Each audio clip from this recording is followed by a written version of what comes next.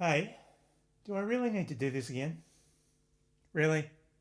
Fine. Welcome back, and it's time for Australia to band together and observe what is now a proud annual tradition, watching on as the Coalition try to spark up another Australia Day culture war. This happens every year. It's painfully predictable. I mean, it's great for the Coalition. It gets them a bunch of airtime and gives them something to talk about and distracts from the fact that heading toward the election, other than their nuclear fantasy, they don't have much in the way of policy to talk about. As a quick reminder, last year's hoo-ha all kicked off with the Coalition misrepresenting changes the government had made to the Australian Citizenship Ceremonies Code. Here's a clip from a previous video I did this time last year summarising that change. All the current government have done, way back in 2022 mind you, was ditch a stupid Scott Morrison rule. In 2019, ahead of the federal election, Scott Morrison announced his intention to mandate that local councils must hold citizenship ceremonies on the 26th of January. What Morrison did when he was trying to pitch himself as the Prime Minister for standards, and we all know how that turned out, was to make it mandatory for councils to hold citizenship ceremonies on the 26th of January by the Australian Government's Australian Citizenship Ceremonies Code. Following the Morrison Amendment, the code was updated to say that local government councils must hold a citizenship ceremony on the 26th of January. Furthermore, under his eye, Morrison decreed that councils that failed to comply would have their right to hold citizenship ceremonies at all revoked. Sounds a touch dictatorial, doesn't it? And blessed be the fruit. The previous version of the code made no specific demand. I guess it had been written back in the day before this whole thing had become a political battleground. So, what was the Labor government's big decision? Well, rather than forcing councils to hold a ceremony on the 26th of January, they now have a little flexibility. The latest version of the code states that councils must hold a ceremony on Australia Day, or the 3 days prior or 3 days after Australia Day. That's it. To me, it was a non-story. The change that Labor made here was just a common sense one. I mean, there are a bunch of reasons why it's not practical to mandate that all councils hold ceremonies specifically on the 26th of January that have nothing to do with politics or culture wars. I mean, weather and having to fork out penalty rates are two of the more obvious ones, but I'm sure there are others. All the change did was give councils some flexibility in their own decision making. The change was not, as Senator Sarah Henderson tried to claim, a federal government decision to scrap citizenship ceremonies on Australia Day. Well, this year Dutton's again tried to reheat the same leftovers, saying that he will legislate to make ceremonies mandatory on the 26th of January. Would we reinstate the requirement for councils to hold citizenship ceremonies on Australia Day? You bet. It'll be done in the first 100 days. Priorities.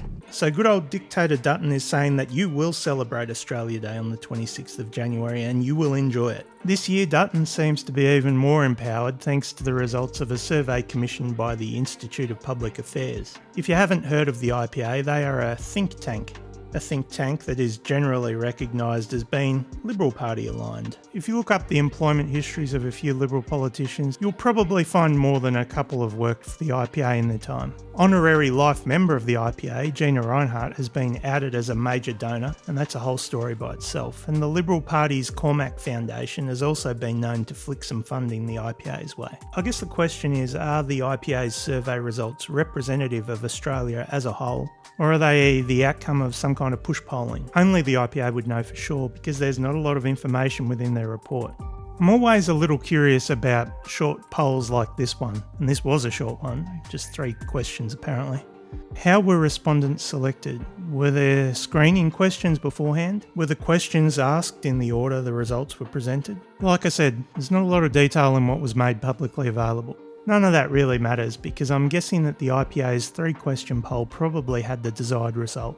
It scored the IPA some airtime. This shows that every single age bracket in Australia supports celebrating our National Day on the 26th of January. And it gave Peter Dutton some ammunition when he was up in front of the cameras again to sing some of the same old songs. Because this year he didn't have Woolies giving him the free kick that they gave him last year. As an aside, I'm sure Dictator Dutton will be rapt that he can purchase plenty of Made in China Australia Day merch from Woolies this year. Look forward to seeing their sales way up. I mean, if not for this poll, Dutton would have had to find another way to spark up his annual tradition.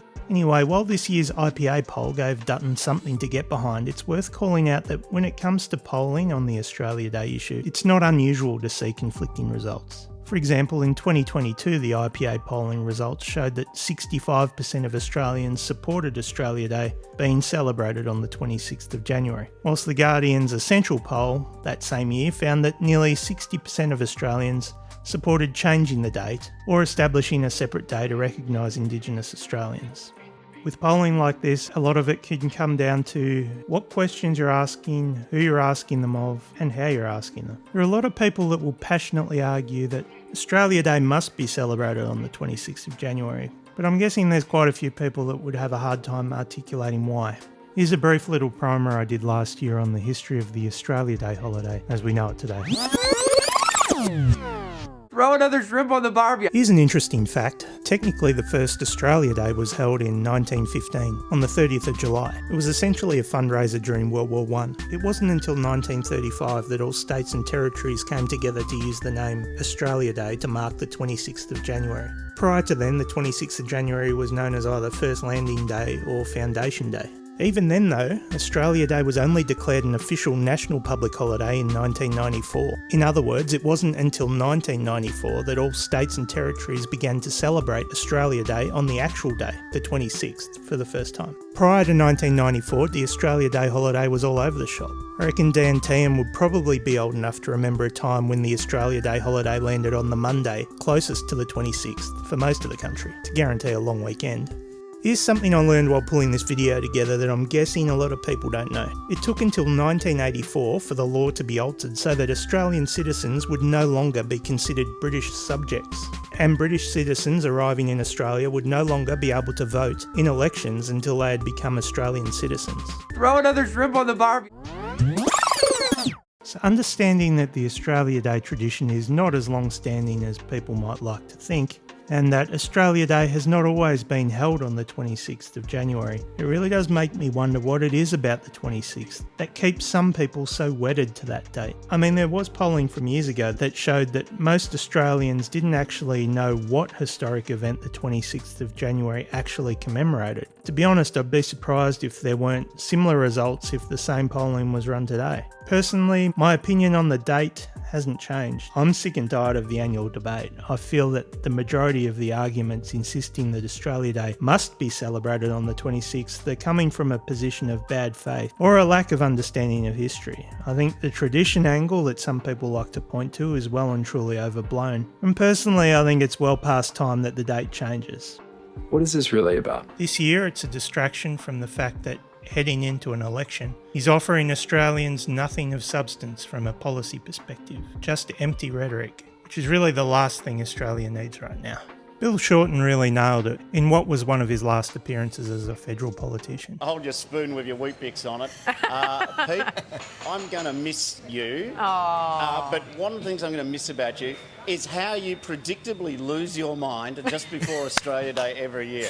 Last year you were doing the one-man comedy show, Boycott of Woolies. This year, now you've gone to war with the sandal-wearing inner-city mayors. I don't know, next year you're going to make it a law that the big issue salespeople are going to wear an I Love Australia badge. I mean, yes, I celebrate Australia Day on its 26th of January. But the truth of the matter is that the only fight we should be having is the fight against cost of living. And the culture wars don't help reduce the price of goods or help people get into housing. Are there any more questions? Will you attend the National Australia Day event in Canberra? No, I won't. No. You call yourself a patriot?